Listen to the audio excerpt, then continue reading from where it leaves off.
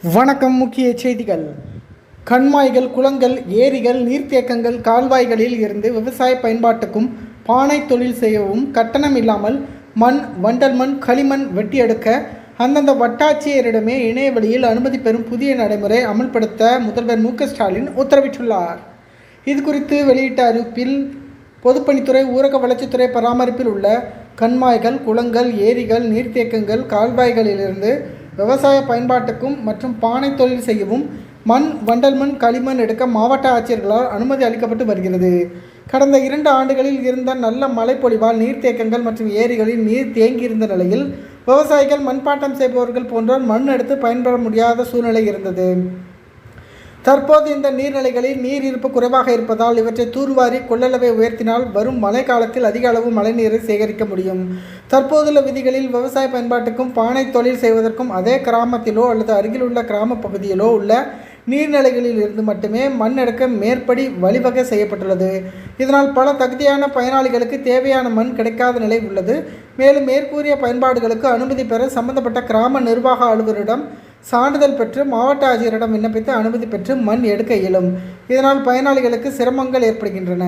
எனவே விவசாயிகளின் கோரிக்கைகளை நிறைவேற்றுவதற்காக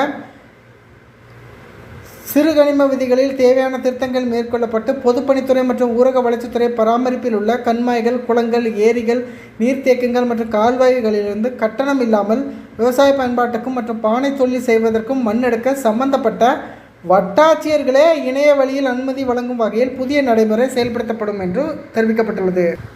இது மட்டுமின்றி விவசாயிகள் தாம் வசிக்கும் வட்டத்தில் உள்ள எந்த ஒரு நீர்நிலையிலும் தேவைப்படும் மண்ணை எடுத்துக்கொள்ளலாம் வழிவகை செய்யப்பட்டுள்ளது.